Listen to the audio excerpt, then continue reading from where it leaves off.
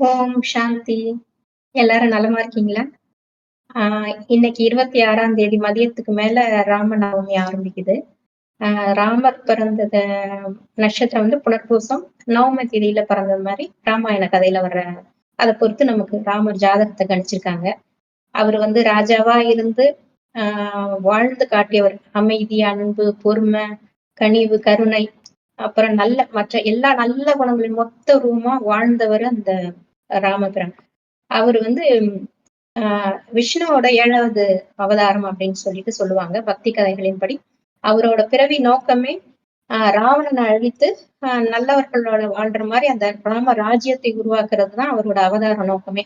ராவணன் வந்து பிரம்மதேவர்கிட்ட வந்து வரம் வாங்கிட்டு யாராலையும் அழிக்க முடியாது அப்படிங்கும்போது ரொம்ப ஆட்டம் போட்டுக்கிட்டு இருப்பாரு. அத அடக்குறதுக்காக ராமர் வந்து விஷ்ணுவே ராம அவதாரம் எடுத்து ஒரு மனிதர் கையால தான் ஒரு மிகச்சிறந்த மனிதர் கையால தான் அழிவு வரும் அப்படின்னு சொல்லிட்டு அவருக்கு வரம் கொடுத்திருப்பாங்க ராவணனுக்கு. அதனால யாரு இந்த மாதிரி உயர்ந்த மனிதர் வேணும்னு சொல்லி விஷ்ணு கிட்ட வேண்டும் போதுதான் அவரே அவதாரமா பிறந்து வந்து வாழ்ந்து காட்டியிருப்பார். ஒரு மனுஷனுக்குள்ள கஷ்ட நஷ்டம் எல்லாம் அனுபவிக்கிற மாதிரி இருக்கும் அந்த ராமாயண கதையில அந்த பாட்டு. எல்லாரும் சொல்லுவாங்கல்ல, நீங்க எல்லாம் சொல்றது ஈஸி. அனுபவிச்சாதானே தெரியும் அப்படிலாம் சொல்லுவாங்க எல்லாரும். ஆனா அதுக்காக தான் அந்த கதையே உருவானது. ஒரு மனிதனா இருந்து வாழ்ந்து காட்டியவர். எவ்வளவு கஷ்டம் அவர் வாழ்க்கையில நிறைய கஷ்டப்பட்டிருப்பாரு. அதையெல்லாம் எப்படி பொறுமையா, அன்பா, கருணையோட, பணிவா இருந்து, ஆனா தன்னோட மன தைரியத்தினால சாதிச்சு காட்டி ராமராஜ்யத்தை உருவாக்குனாரு அப்படிங்கிறது வாழ்ந்து காட்டின எக்ஸாம்பிள் அந்த ராமர் கதையில ராமரோட அமைப்பு இருந்திருக்கும். அந்த கதாநாயகனோட அமைப்பு இருந்திருக்கும். இது வந்து வால்மீகி ஹிந்தியில எழுதியிருப்பாரு. அவர் வந்து அவர் சொல்ல சொல்ல அவர் முதல்ல சாதாரணமா தான் இருப்பாரு வால்மீகி கூட. ஒரு காட்டுல வேடனா இருப்பாரு. அதுக்கப்புறம் ஒரு நாள் தான் அந்த மாதிரி அந்த கதைகள்லாம் முந்தைய சொல்லியிருக்கோம். அது அப்போதான் அவருக்கு வந்து ராமாயண கதை எழுத ஆரம்பிப்பாரு. ஞானியா மாறினதுக்கு அப்புறம் கொஞ்சம் தவம் செஞ்சு ஞான திருஷ்டியால அந்த கதைகள் தெரியும். அதோட கொஞ்சம் கற்பனையும் உண்மை கதையும் கொஞ்சம் இருக்கு. அதோட கொஞ்சம் கற்பனையும் சேர்த்து ராம காவியமா ராம கதையா அவர் எழுதியிருப்பாரு.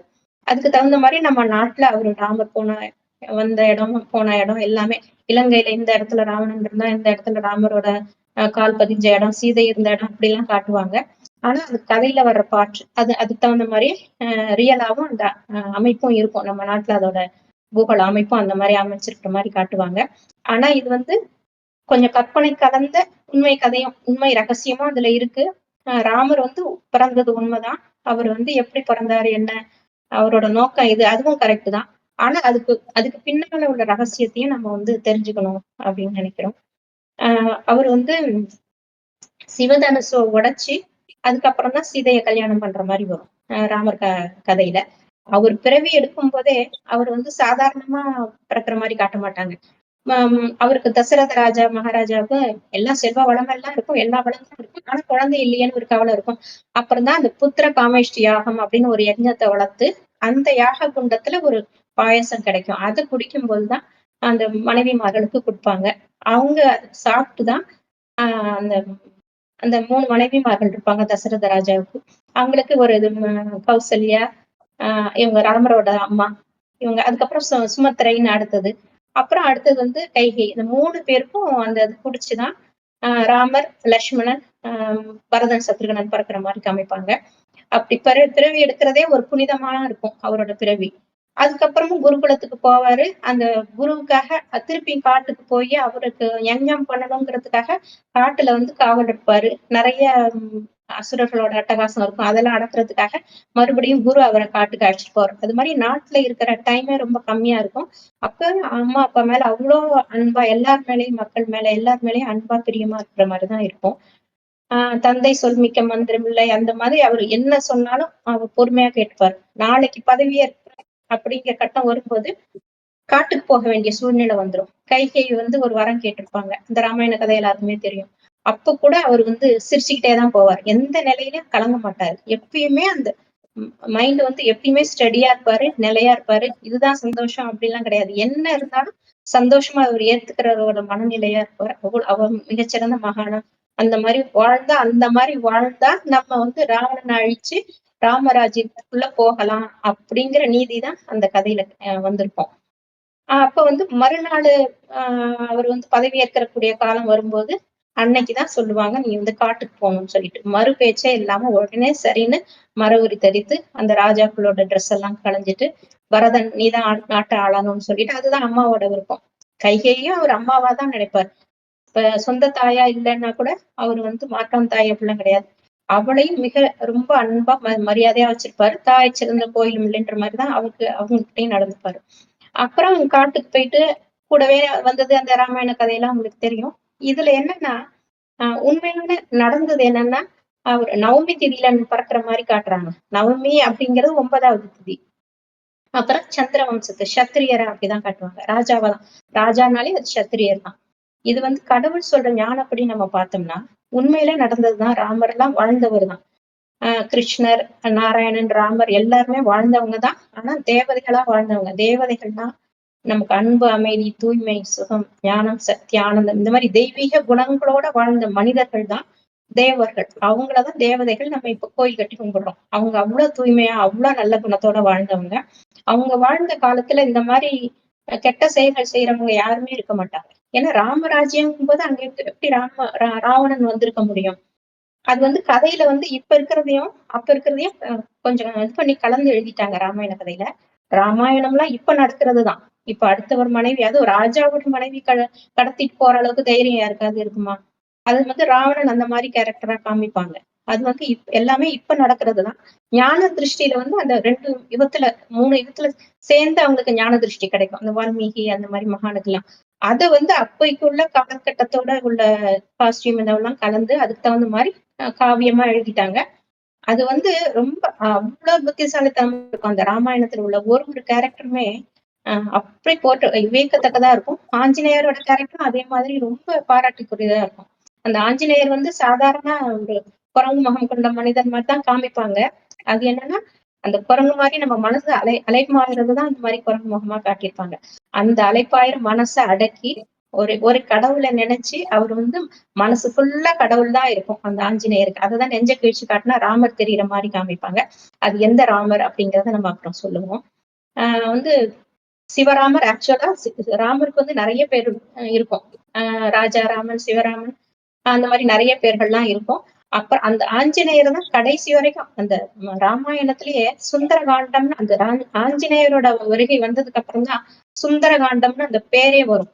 ஏன்னா அந்த அளவுக்கு சந்தோஷமா இருக்கும். ராம கதை கொஞ்சம் சோகமா வந்துட்டு இருக்கும்போது காட்டுக்கு போனதுக்கு அப்புறம் ரொம்ப சோகமா சீதையை கடத்திட்டு போன மாதிரி எல்லாம் காமிப்பாங்க ராவணன். சீதை வந்து ஆத்மாக்களை தான் சீதை அப்படிங்கிற கேரக்டரா காமிச்சிருக்காங்க. நம்ம ஆத்மாக்கள் வந்து ராவணன் வசப்பட்டுட்டோம். ராவணன் அப்படிங்கிறது அந்த மாதிரி 10 தலை வச்சுட்டு அந்த ராஜா கிடையாது. இப்ப வந்து மனிதர் மனசுல இருக்க காமம், கோபம், பற்று, பேராசை, அகங்காரம், அந்த வன்மம், பொறாமை, சுயநலம், பேராசை இதெல்லாம் கலந்த மொத்த உருவமாதான் அந்த ராவணன் அப்படிங்கிற கேரக்டரா அது உருவகப்படுத்தி காமிச்சிருக்காங்க. சீதைகள்லாம் நம்ம ஆத்மாக்கள் தான். நாம வந்து உடம்பு கிடையாது, ஆத்மாக்கள் தான்.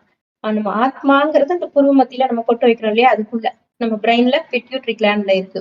அந்த ஆத்மாக்கள் தான் ராவணன் வசமாயிட்டது. அதாவது நம்ம மனசு வந்து கெட்டு போயிருச்சு அப்படிங்கறதுதான் சீதைய வந்து ராவணன் கடத்திட்டு போயிட்டான். அத வந்து காப்பாத்துறதுக்காக ராமன் போராடுறாருன்ற மாதிரி காட்டுவாங்க அந்த கதையில. அது எப்படின்னா நம்ம வந்து இது வந்து கடவுள் சொன்ன ஞானம். இது வந்து காட்டி சொல்லும் போது உங்களுக்கு புரியும்னு நினைக்கிறேன். நம்ம மொத்தம் வந்து 5000 வருஷம் ஒரு கல்பம் அப்படின்னு சொல்றது. இந்த 5000 வருஷத்துல பாதி வந்து சொர்க்கமா இருந்தது நம்ம பாரத நாடுதான்.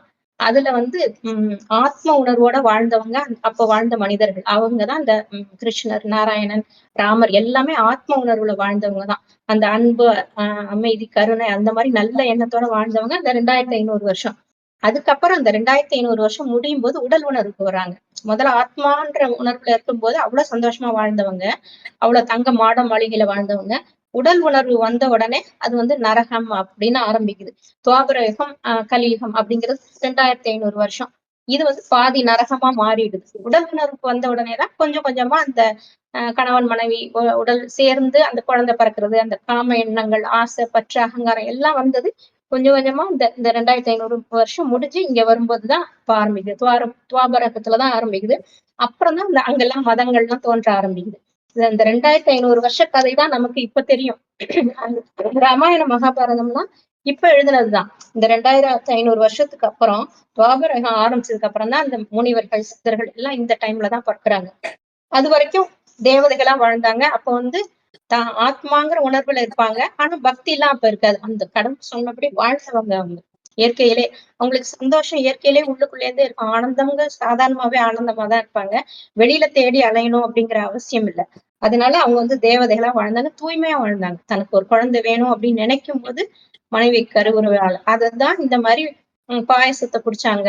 இந்த மாரி கருவுற்றாங்க. ராமர் உண்டானாரா? அந்த மாரி கதையில வர்றதெல்லாம் காரணம் என்னன்னா, அவங்க வந்து செக்ஸ் மூலமா பிறக்கிறது இல்ல. இந்த மாரி நெனச்சு நம்ம யங்ஞம் பண்ணி அந்த மாரி பொறக்கிறது அது மாரி காமிச்சிருப்பாங்க இல்லையா? இந்த யாகம் வளர்த்து இதெல்லாம் என்னன்னா, இந்த ஞானத்த கேட்டு தூய்மையாகி, தூய்மையா ஆத்மா மாறும்போது அந்த ஆத்மாவுக்கு அவ்ளோ பலன் வந்துரும். அவ்ளோ சக்தி கிடைக்கும். இறைவன நெனச்சு நெனச்சு நம்ம வந்து அந்த ஆத்மாவுல உள்ள துரு கறைகள் எல்லாம் நீக்கும்போது, அந்த ஆத்மா தூய்மை அடையும்போது, அதுக்கு அவ்ளோ பலம் வந்துருது. இயற்கையா அதுக்கு கட்டுப்படும். பஞ்சபூதங்களால ஆனதுதான் நம்ம உடம்பு, அழியக்கூடியது. ஆனா ஆத்மா அப்படி கிடையாது. அதுக்கு அப்பாற்பட்டது. பரந்தாமம் மேல இருக்குது.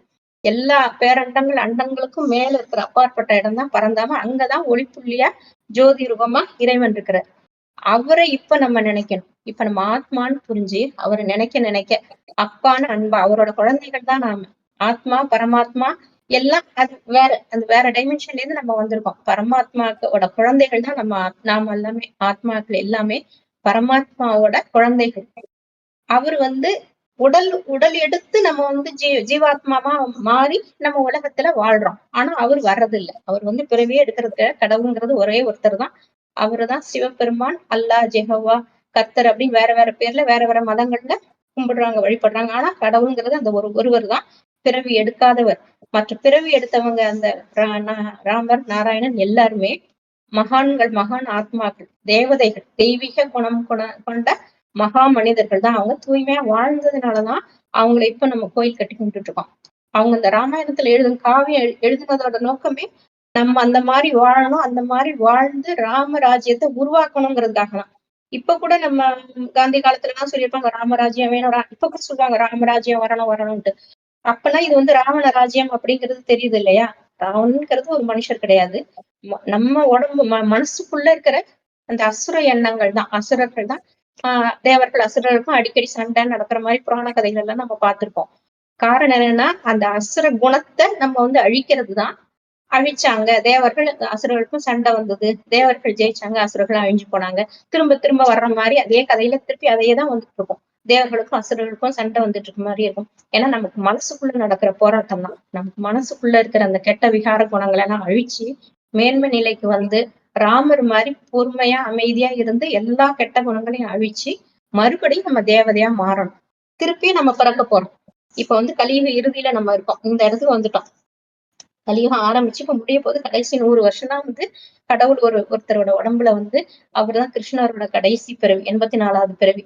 அவர் யாருங்கிறத அப்புறம் சொல்லுவோம். அவரோட உடல்ல தான் வந்து கடவுள் இந்த ஞானத்தை சொல்லிட்டு இருக்காரு. சிவபெருமான் அவர் உடம்புல பிரவேசமாகி அவர் பிறக்கல. யார் தன் தாய் தந்தை வயிற்றையும் பிறந்தது கிடையாது கடவுள். பிறந்தவங்க எல்லாம் தான் இந்த மாதிரி அவதாரங்கள் அப்படின்னு சொல்லப்படுற தெய்வீக குணம் கொண்ட தேவர்கள். அவர் வந்து பிறக்காதவர். பிரவேசமாகி இந்த ஞானத்தை சொல்லிட்டு சொல்லிட்டு போயிடுவாரு. அந்த மாதிரி ஒரு 100 வருஷம் 90 வருஷம் ஆயிடுச்சு. அவர் சொன்னதுதான் அந்த மாதிரி தன் ஆத்மான்னு உணர்ந்து பரமாத்மாவாக்கி என்னை நினைவு செய்ய அப்படின்னு சொல்றாரு. அப்படி செய்ய செய்ய உங்களை ஆத்மால இருக்கிற அந்த அழுக்கு கரைகள்லாம் நீங்கி மறுபடியும் சக்தி அடைவீங்க. அந்த கர்ம கணக்கெல்லாம் எரிஞ்சு சாம்பலாகும். அதுக்கப்புறம் நீங்க அடுத்த பிறவி தூய்மையான பிறவியா நீங்க பிறக்கலாம் அப்படின்னு சொல்றாரு. அவரை நினைக்க நினைக்கதான் நம்ம ஆத்மாவுக்கு சக்தி நமக்கு கிடைக்குது. அதுதான் இந்த ஞானம். கடவுள் சொன்ன ஞானம் அதுதான். அதுதான் இப்ப கடைசி நேரத்துல நடந்துகிட்டு இருக்கு. இதுதான் வந்து ராம ராஜ்யம் வரணும் அப்படின்னு நினைக்கிறது அதுதான். இது வந்து ராமராஜ்யம், இது வந்து ராவண ராஜ்யம். பாதி நடந்தது வந்து சொர்க்கம் வந்து ராமராஜ்யம். அதாவது ராவணனுக்கு ஆப்போசிட் பேரு ராமர். ராமர்ங்கிறது அது ஒருத்தர் கிடையாது. அது ஒரு 12 ராமர்கள் நாட்டை ஆண்டிருக்காங்க. முதல்ல வந்து கிருஷ்ணரா பிறப்பாரு. எப்படி எப்படி சொல்லி கடவுள் சொன்னதை கேட்டு எல்லா வகையிலயும் அதை ஃபாலோ பண்ணி தன்னோட ஆத்ம உணர்வை மேலோங்கி வந்து எல்லா பாவ கணக்கையும் எரிச்சு முதல் பிறவி எடுத்தவர். சத்தியுகத்துல முதல் பிறவி எடுத்தவர் தான் கிருஷ்ணர். ரொம்ப தூய்மையானவர். ஃபர்ஸ்ட் ரேங்க் வாங்கினவர் கடவுள் சொன்னதெல்லாம் கேட்டு. அதுபடி அடுத்தடுத்தது கொஞ்சம் கொஞ்சம் அந்த அடுத்த ரேங்க் படி குறைஞ்சவங்க தான் அடுத்தடுத்து ஜென்மம் எடுத்து வந்துட்டே இருப்பாங்க. அப்படி கிருஷ்ணரா இருந்தவர் பட்டத்து ராஜாவா முடிசூடும் போது நாராயணன் அப்படின்னு அழைக்கப்படுறாரு. அந்த சூரிய நாராயணன் அப்படின்னு சொல்லுவாங்க. இது வந்து சூரிய வம்சம், இது வந்து சந்திர வம்சம். சத்தியுகம்ங்கிறது சூரிய வம்சம், திரேதாயுகம்ங்கிறது சந்திர வம்சம். அதனாலதான் ராமரை வந்து சந்திர வம்சமா காட்டியிருப்பாங்க. ராமச்சந்திரன் அப்படிம்பாங்க, சூரிய நாராயணன் அப்படிம்பாங்க. அதுல இருந்து உங்களுக்கு தெரிஞ்சிருக்கும். இது வந்து சத்திரியனா இருப்பாரு அவரு. அதாவது ராஜாவா இருந்து சத்திரியன்னா இந்த மாதிரி, அதாவது போராட்ட குணம் இருக்கிறவங்க தான். ராஜான்னா போராடி தானே ஜெயிப்பாங்க. அந்த மாதிரி போராட்ட குணம் இருக்கிறவங்க தான் சத்திரியன் அப்படின்னு சொல்லுவாங்க. முதல்ல இருக்குது எல்லாருமே தேவதைகள் தான். ஆனா இது வந்து பியூர் தேவதைகளா இருப்பாங்க. சத்தியமா இருக்கும்போது கொஞ்சம் கலைகள் குறையும் போது திரேதாயுகத்துக்கு வருவாங்க. இது 16 கலைகள் நிறைந்தவர்கள் குணத்துல. அடுத்து திரேதாயுகத்துக்கு வரும்போது ராமரா ஒரு பிறவி எடுக்கிறார். 8 நாராயணன் வந்து ஆட்சி செய்யறாங்க முதல்ல சத்தியுகத்துல. அந்த 8 நாராயணன் முடிஞ்சு இந்த 9வது பிறவிதான் இந்த நவமி திதி அப்படின்னு காட்டுட்டாங்க. 9வது திதியா காமிச்சிட்டாங்க. அதுல வந்து ராமரா பிறவி எடுப்பாரு அந்த நாராயணன் அடுத்த பிறவி வரும்போது. அடுத்தது 12 ராமர் ஆட்சி செய்யறாங்க நம்ம பாரத நாட்டுலதான். 12வது ராமர் ஆட்சி செஞ்சு முடியும் போதுதான் அந்த யுகம் முடியுது. யுகம் முடியும் போது அப்ப அது வரைக்கும் தங்க மாளிகையில வாழ்ந்துட்டு இருந்தாங்க அந்த தேவதைகள்லாம். அந்த போன கல்பத்துல விநாச காலத்துக்கு அப்புறம் தங்க மாளிகையெல்லாம் உருவாக்கி வாழ்ந்துகிட்டு இருப்பாங்க. 2500 வருஷம் முடியும் போது அந்த இது பூகம்பம் மாதிரி ஒண்ணு வரும். ஏன்னா அவங்க கொஞ்சம் கொஞ்சமா உடல் உணர்வுக்கு ஆட்பட ஆரம்பிச்சாங்க. ஆத்மாங்கிறத மறந்து உடல்ங்கிறத நினைக்க ஆரம்பிச்சிட்டாங்க. நம்ம இப்ப ஆட்டோமேட்டிக்காவே உடல் தானே நம்மள நினைச்சிட்டு இருக்கோம். ஆத்மாங்கிறது மறந்து போயிட்டோம். அதுதான் அந்த ராமாயண கதையில சண்டை போடும்போது கடைசியில மயங்கி விழுந்துருவாங்க. அந்த ராவணனோட எதிர்பாரு ஆப்போசிட் பார்ட்டியோட சண்டை போடும்போது ராமனும் லட்சுமணனும் மயங்கி விடுவாங்க. அந்த நேரத்துல ஆஞ்சநேயர் போய் சஞ்சீவி மூலிகை எடுத்துட்டு வந்து இந்த சஞ்சீவி மூலிகை கொடுத்தவனே தெரியும் அப்படின்னு. அந்த சஞ்சீவி மூலிகை அப்படிங்கிறது அந்த சஞ்சீவினி மூலிகை மலையே தூக்கிட்டு வர மாதிரி காமிப்பாங்க. இப்ப கிடைக்கிற ஞானம் தான் அந்த சஞ்சீவினி மூலிகை அப்படின்னு கடவுளே சொல்றாரு. ராமாயணத்துல அதை அப்படி எழுதியிருக்கிறாங்க.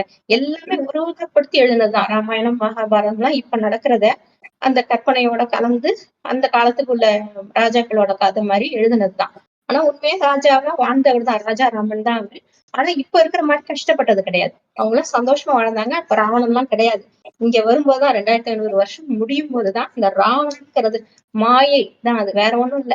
அசுர குணங்கள், அசுரர்கள், மாயை சாத்தான் எந்த பேர்ல வேணாலும் சொல்லிக்கலாம். அந்த குணங்களை தான் ராவணன் அப்படின்னு உருவகப்படுத்தியிருக்காங்க. அவன் மறுபடியும் நம்ம மனசுக்குள்ள இருக்கிறது ராவண குணத்தை அசுர குணத்தை எல்லாம் அழிச்சு நம்ம மறுபடியும் மேன்மையான குணத்து அந்த ஆத்ம உணர்வுக்கு வந்து நல்ல குணங்களை கொண்டு வரும்போது அதுக்கு பரிசா நமக்கு சத்தியத்துல தேவதையா நம்ம பிறப்போம். இதுதான் கடவுள் சொல்றது. இப்ப அந்த கலியுகம் முடிய போகுது. கலியுகம் முடிஞ்சா அவ்வளவுதான். அதுக்கு முடிஞ்சது அதோட அப்படி கிடையாது. திருப்பியும் சத்தியம் ஆரம்பிக்கும். இது பகல் முடிஞ்சா இரவு, இரவு முடிஞ்சா பகல்ங்கிற மாதிரி மறுபடியும் இந்த 5000 வருஷம் காலச்சக்கரம் திரும்பி நடக்கும். இப்ப கலியுகத்தோட முடிவு நடந்துகிட்டு இருக்குது இப்போ. இன்னும் ஒரு 10 வருஷம் தான் இருக்கு. கடவுள் சொல்லி 90 வருஷம் ஆச்சு.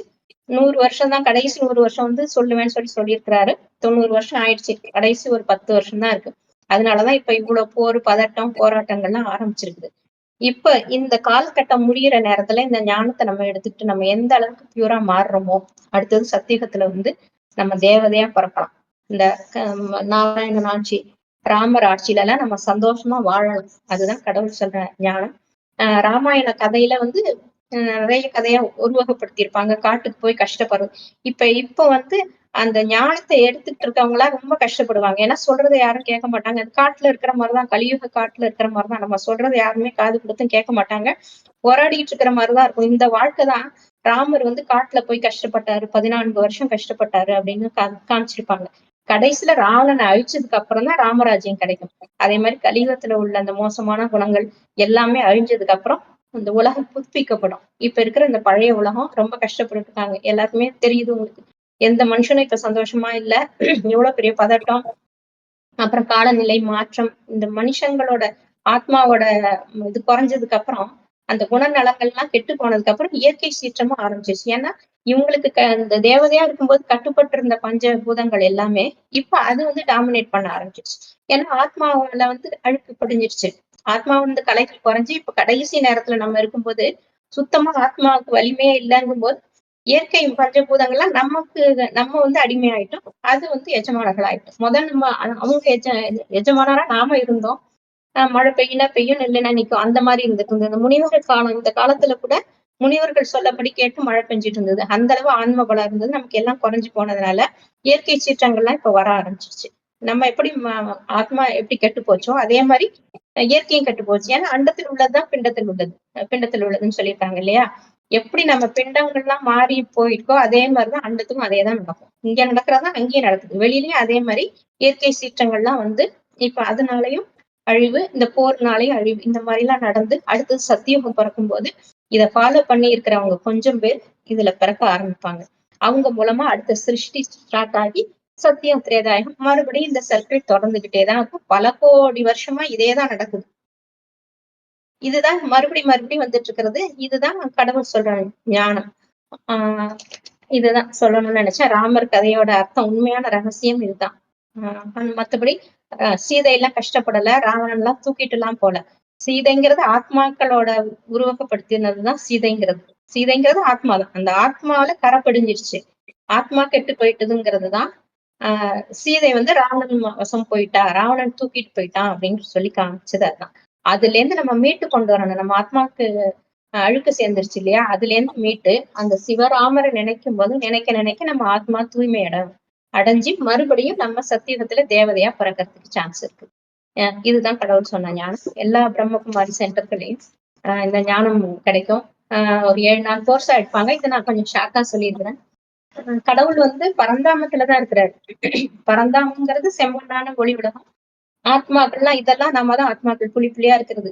கண்ணுக்கு தெரியாத ஒளி புள்ளிதான் நம்ம உள்ள புருவ மத்திக்குள்ள இருக்கிறது. அதுதான் இந்த முனிவர்கள் தான் இப்படி புருவ மத்திய பார்த்தபடி இப்படியே தவத்துல இருக்கிற மாதிரி நீங்க பாத்துருப்பீங்க. அவங்க இந்த புருவ மத்திக்குள்ள ஆத்மா இருக்குங்கிறத புரிஞ்சுக்கிட்டுதான் ஆத்ம உணர்வுக்கு வர்றதுக்கு தான் அவ்வளவு தவம் பண்ணியிருப்பாங்க. அந்த இதெல்லாம் நம்ம ஆத்மாக்கள் தான். இதுதான் பரந்தாமும். எல்லா பேரண்டங்களுக்கும் மல்டிவர்ஸ் யூனிவர்ஸுக்கும் அப்பாற்பட்ட இடம், மேற்பட்ட இடம். அங்கதான் பரமாத்மா பவர்ஃபுல்லான ஆத்மா. அதனாலதான் ஒளி புள்ளியா பெருசா காமிச்சிருக்கோம். மற்றபடி அப்பாவும் அப்பாவும் ஒரே சைஸ்ல தான் இருப்பாங்க. கண்ணுக்கு தெரியாத நுட்பமான ஒளிப்புள்ளி. அவரோட ஆற்றல் பெருசு. அதனாலதான் சிவலிங்கத்தை வந்து பெருசா வச்சு பூஜை பண்றதுக்காக அப்படி வச்சிருக்காங்களே தவிர ஆத்மா பரமாத்மா எல்லாம் நுண்ணிய ஒளிப்புள்ளியாதான் இருக்கும். அவருக்கு நம்ம வந்து நம்ம ஆத்மாக்கள்லாம் மேல பரந்தாமத்துல இருக்குது. இது வந்து தேவதை ஆத்மாக்கள். 33 தேவர்கள்னு சொல்லுவோம் இல்லையா, அந்த 2500 வருஷம் வாழ்ந்தவங்க. அவங்கதான் முதல்ல இறங்கி பிறவி எடுப்பாங்க. மத்தவங்க எல்லாம் முக்தியில இருப்பாங்க. இப்ப எல்லாருமே கடைசியில முக்தி அடைகிற நிலைமையில தான் நம்ம இருக்கிறோம். எல்லாருக்குமே இது கடைசி பிறவிதான்.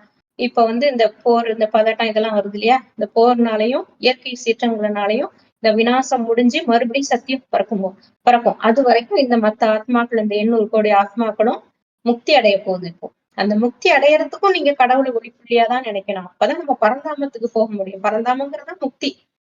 அங்க போகணுங்கிறதுதான் எல்லாருக்கும் ஆசை. முனிவர்கள், ரிஷிகள் எல்லாருமே முக்தி அடையணும் தான் நினைச்சாங்க. இப்ப கடைசியில எல்லாருமே முக்திக்கு தான் போறோம். இந்த ஞானத்தை கேட்டவங்க எல்லாம் கடைசி நேரத்துல அந்த ஞாபகம் வரும். ஒளிப்புள்ளியா பரந்தாமத்துல சிவபெருமானி இருக்கிறது ஜோதி ரூபமா நினைக்கதான் டக்குன்னு அந்த ஆத்மா பிரிஞ்சு மேல போகும். இல்லாட்டி இங்க எல்லா கஷ்டத்தையும் அனுபவிச்சுட்டு போற மாதிரி ஆகும். அவரு வந்து கடைசி நேரத்துல நம்ம நினைச்சோம்னா, நம்ம எங்க போகணும்னு நினைச்சாதான் நம்ம இந்த இடத்துக்கு போக முடியும் டக்குன்னு. அதே மாதிரி கடைசி நேரத்துல ஜோதி ரூபமா பரமாத்மாவை நினைக்கும் போது நம்ம ஆத்மா டக்குன்னு பிரிஞ்சு மேல போகும். ரொம்ப கஷ்டப்பட தேவையில்லை. எப்படி இருந்தாலும் நம்ம கலியுகத்தை முடிச்சுட்டு அடுத்த பிறவிக்கு போய் தான் ஆகும். நம்ம உடல் எடுத்தா நம்ம நிரந்தரமா இருக்க போறதில்ல, அது எல்லாருக்குமே தெரியும். அடுத்த உடலுக்கு நம்ம போய் தான் ஆகணும். இந்த உடல் சரீரம் மண்ணோட மண்ணா போகதான் போகுது. அதனால இந்த உடல் மீது இருக்கிற ஆசையை விட்டுட்டு ஆத்மான்னு புரிஞ்சுட்டு பரமாத்மாவை எந்த அளவுக்கு நினைக்கிறோமோ, எந்த அளவு தூய்மையாகிறோமோ, எவ்வளவு தூய்மையா ஆயிட்டோம்னா நம்ம சத்தியத்துல பிறந்துடலாம். எல்லா கர்ம கணக்கும் எரிச்சிட்டோம்னா. அப்படி இல்ல, கொஞ்சம் பேலன்ஸ் இருக்கு, நம்ம கடைசியில நினைக்கதான் முடியுது, மற்றதெல்லாம் கர்ம கணக்கு தீக்கிறதுக்கு வழி இல்ல, டைம் இல்ல அப்படிங்கும் போது முக்தியில கொஞ்சம் காலம் இருந்துட்டு அதுக்கப்புறம் துவாபரகம் ஆரம்பிச்சதுக்கு அப்புறம் பிறக்க வேண்டிய சூழ்நிலைக்கு வந்துடும். தேவதைகளா இருந்தா டக்குனு ஞானம் புரிஞ்சு அதை ஃபாலோ பண்ணி பிரம்மகுமாரி சென்டர்ல போய் அவங்க என்னென்ன பாடம் எடுக்கிறாங்களோ அதையெல்லாம் எடுத்து பர்ஃபெக்டா தூய்மையாக்கி அந்த சொர்க்கத்துல வந்து பிறவி எடுப்பாங்க. இல்லாட்டி அது இந்த துவாபரகம் ஆரம்பிச்சதுக்கு அப்புறம் பிறவி எடுத்து கடைசி ஒரு பிறவி 2 பிறவி எடுக்கிறவங்க கூட இருக்கிறாங்க. கடைசியில கஷ்டப்பட்டு இந்த கொஞ்ச காலம் சந்தோஷமா வாழ்ந்துட்டு அந்த ஒரே பிறவியில சந்தோஷமும் பாதி துக்கம் பாதி அப்படிதான் இருக்கும். எல்லாருக்குமே அப்படிதான். எத்தனை பிறவி எடுக்கிறோமோ முக்கால்வாசி நம்ம சந்தோஷமா வாழ்ந்திருப்போம். கடைசி 1-2 பிறவி இப்பதான் நம்ம எல்லாம் கஷ்டப்பட்டு இருக்கிறோம். ஏன்னா கர்ம கணக்கு முடிக்கணும். நம்ம அறியாமல நிறைய பாவங்கள் பண்ணியிருக்கோம். இந்த காமம், கோபம், பற்று, பேராசை, அகங்காரத்தினால நம்ம பாவங்கள்லாம் பண்ணியிருப்போம். அதை இப்ப கடவுளை நினைச்சு எரிச்சு நம்ம அடுத்த பிறவி சந்தோஷமா நல்ல ராமராஜ்யத்துல பிறக்கணும் அப்படின்னு நம்ம வேண்டிக்குவோம். ஓம் சாந்தி. நாளைக்கு ராமநவமி, நாளைக்கு சாயந்தரம் வரைக்கும் இருக்கு. அதனால காலையில எல்லாரும் பால் பாயாசம் அந்த மாதிரி பண்ணுவாங்க. வீட்லயே பூஜை பண்ணுவாங்க. அப்புறம் கோயிலுக்கும் போயிட்டு ராமஜெயம் எழுதுவாங்க. நிறைய பேர் 108 தடவை 1008 தடவை எல்லாம் ராமஜெயம் எழுதுவாங்க. ராமன் சொல்றதுதான் புண்ணியம் அப்படின்னு சொல்லுவாங்க. இதெல்லாம் செய்யலாம். பக்தியில இருக்கிறவங்க செய்வாங்க. அதோட இல்லாம, நீங்க ராமர வணங்குனாலே புண்ணியம், நம்ம முக்தி அடையணும்னு நெனைக்கிறத விட, நீங்க ராமராவே மாறலாம். நீங்க வந்து அந்த அம்சத்த நீங்க எடுத்துட்டு வாங்க. ராமர் என்ன குணத்துல இருக்காங்களோ, அந்த அம்சம் நமக்கும் வந்துட்டா, நம்ம ராமர் ஆயிடுவோம். அடுத்த ஜென்மம் வரும்போது, நம்ம ஒரு ராமரா பிறக்கலாம். 12 ராமர்கள் இருக்காங்க. 8 பெருமாளோட அவதாரம் வந்து நாராயணன் அவதாரம் 8 இருக்கு. 8 மகாலட்சுமி அவதாரம் இருக்கு. அவங்கள கல்யாணம் பண்ண 8 லட்சுமிகள் தான் அஷ்டலட்சுமிகள்னு சொல்றோம். ஆனா அஷ்ட நாராயணன் இருக்காங்க அப்படிங்கிறதுக்கு வரலாறு இல்ல. அந்த நாராயணனோட யுகம் முடிஞ்சதுக்கு அப்புறம் தான் ராமரோட பிறவி ஆரம்பிக்குது. 12 ராமர், 12 சீதை. அவங்கள கல்யாணம் பண்ற பெண்கள் லட்சுமி வந்து மகாலட்சுமி வந்து சீதைங்கிற பேர்ல வர்றாங்க அடுத்த யுகம் வரும்போது. அது மாதிரி 12 சீதைகள் வர்றாங்க. அதே மாதிரி நம்ம ராமரோட அம்சத்தை எவ்வளவு கொண்டு வரோமோ, அம்சம்ங்கிறது குணங்கள் தான். அப்போ வந்து அவரோட ராமர் காலத்திலேயே நம்ம பிறந்துருவோம். ராமரா பிறக்கிறோமோ இல்லையோ, அவரோட ராஜ்யத்துல நம்ம வந்துருவோம். சொர்க்க வாழ்க்கைய நம்ம அனுபவிக்கலாம். தங்க மாடம் மாளிகையில அப்படி வாழ்ந்தவங்க தான். இப்ப கடைசி நேரம் விநாசம் நடக்கும்போது, உலகத்தில் உள்ள அனைத்து தங்கமும் கடல் கொண்டு வந்து பாரதத்துல வந்து சேர்த்துரும். அப்ப பாரதம் மட்டும் தான் இருக்கும். மற்றதெல்லாம் மற்ற கண்டங்கள்லாம் கடலுக்கு அடியில போகுது. போயிடும். அப்ப பாரதத்திலயும் கொஞ்சம் பார்ட் தான். யமுனை நதிக்கரையோரம் கொஞ்சம் சின்ன பாரதமா தான் இருக்கும். அதுலதான் கொஞ்சம் பேர் முதல்ல ஒரு 2,00,000 பேரு அதுல இருந்து ஆரம்பிச்சு சத்தியுகம் முடியும் போது ஒரு 4 கோடி பேர் ஆவாங்க. அதுக்கப்புறம் திரேதாயுகத்துல முடியும் போது 33 கோடி பேரா மக்கள் தொகை வந்துரும். அந்த ராஜ்யத்துக்குள்ள நம்ம வரணும்னா, இப்ப அந்த அம்சத்த நம்ம எடுத்துக்கணும். அந்த நல்ல குணங்கள நம்ம கொண்டு வந்து, தீய குணங்கள் எல்லாம் நம்ம கடவுள நினைச்சு நினைச்சு அழிக்கும்போது, அந்த ராமராஜ்யத்துல நம்ம வந்து பிறக்கலாம். நீங்க ராமஜெயம் எழுதுறது நல்லதுதான். ராமஜெயம் ராமஜெயம்னா ராமர் ஜெயிக்கணும் அப்படிங்கிற மாதிரிதான். இந்த ராமராஜ்யம் வரணும் அப்படின்னு நம்ம பக்தி பாவனையோட எழுதுறோம். சாமி கும்பிட்டா மட்டும் போறாது. அந்த மாதிரி நம்ம ஆகறதுக்கும் நம்ம முயற்சி பண்ணி, நம்ம குணங்கள மாத்தி கொண்டு வரும்போது, அங்கேயே நம்ம பொறக்கலாம். அப்புறம் ஆஞ்சநேயர் வந்து சிவனோட அம்சம் அப்படின்னு சொல்லுவாங்க. சிவனோட அம்சம்னு சொல்றது எதனாலன்னா, அந்த குணத்துல அவர் இருக்காரு. எப்பயுமே ஸ்டெடியா இருப்பாரு ஆஞ்சநேயர். சஞ்சீவனி மூலிகை எல்லாம் இவருக்கு தேவைப்படாது. கிருஷ்ணர் ராமரும் லட்சுமணரும் மயங்கி விழும்போது சஞ்சீவனி மூலிகை கொண்டு வரதே ஆஞ்சநேயர் தான். எந்த நிலையிலயும் அவர் ஸ்டெடியா இருப்பாரு. கடவுள் நினைவுலதான் எப்பயுமே இருப்பாரு. அதுதான் கடவுள்னு சொல்றாரு. இங்க என்ன நடந்தாலும் நீங்க என் நினைவுல இருந்தீங்கன்னா கஷ்டப்பட மாட்டீங்க. அதாவது உடல் உணர்வு விட்டுட்டு ஆத்ம உணர்வுக்கு வந்து என்னை நினைவு செய் அப்படின்னு சொல்ற மண்மனாபவ அப்படின்னு பகவத்கீதையில வந்திருக்கும். அது வந்து கிருஷ்ணன் சொல்லல. கிருஷ்ணர் எப்படி என்னை நினைவு செய்யணும்னு சொல்ல முடியும்? ஏன்னா அவர் வந்து ஆண் உடல்ல இருக்கிற மாதிரி காமிச்சிருக்காங்க கிருஷ்ணர். அப்புறம் எல்லாரும் நினைச்சு அது தப்பாகாதா? எல்லா பெண்களும் எப்படி நினைக்க முடியும் ஒருத்தர? அப்ப வந்து கடவுள் வந்து ஆத்மா வடிவில இருக்கிறாரு. பரமாத்மா அவர் வந்து நம்ம ஆத்மான்னு புரிஞ்சுட்டு நினைக்கும் போது அதுல வந்து அசிங்கம் கிடையாது. ஒரு ஆண் வடிவத்துல ஒருத்தர் இருக்கும்போது அவரை எல்லாரும் நினைங்கன்னு சொல்லும்போது அது தப்பாயிடும் இல்லையா? நம்ம பாரத பண்பாட்டுக்கு அது சரி வராது இல்லையா? அதனால இது சொன்னது வந்து சிவபகவான் தான். அதுல வந்து பகவத்கீதையில கிருஷ்ணர் சொன்னதா சொல்லியிருப்பாங்க. மன்மனாபவ அப்படிங்கிறது. என் ஒருவனை நினைவு செய். இதுதான் அதோட மீனிங். அப்போ என் ஒருவனே அப்படிங்கிறது கடவுள் ஒருத்தர் தான். அவரை நினைவு செய்ய செய்யதான் நம்ம ஆத்மா தூய்மை அடையும். இதுதான் அதோட அர்த்தம். இந்த மாதிரி நிறைய ரகசியங்கள் நம்ம நம்ம இலக்கியங்கள்ல மகாபாரத, ராமாயண கதைகள் எல்லாம் இருக்கு. உண்மை இருக்கு. அதுல வந்து நிறைய கொஞ்சம் கற்பனைகளும் கலந்து கதையா காவியமா எழுதிட்டாங்க. அது ஒரு எல்லாமே மாரல் ஸ்டோரி தான். சின்ன குழந்தைங்களுக்கு மாரல் ஸ்டோரி இதுல இருந்து என்ன மாரல் தெரிஞ்சுக்கிட்டது அப்படின்னு கேட்பாங்க இல்லையா? அந்த மாதிரி மக்களை நல்வழிப்படுத்துறதுக்காக எழுதின காவியங்கள் தான் இது இத்தனையும். அந்த காலத்துல எல்லாம் ரொம்ப புத்திசாலித்தனமா இருந்தாங்க. வர வரதானே மக்களுக்கு அந்த உடல் உணர்வு அதிகமாக ஆகதான் அந்த புத்திசாலித்தனம் குறைஞ்சு இப்போ எல்லாமே எப்படி ஆயிட்டாங்கன்னு உங்களுக்கு தெரியும். அப்ப வந்து அந்த எந்த சுயநலமும் இதுவும் இல்லாம மனித சமுதாயத்துக்கு ஒரு நல்ல கதையை கொடுக்கணும். இப்படி நீ வாழணும், இப்படி நீ வாழக்கூடாது அப்படிங்கறத கதையா எழுதி காமிச்சதுதான் அந்த ராமாயணம். ஓம் சாந்தி. தேங்க்ஸ் ஃபார் வாட்சிங்.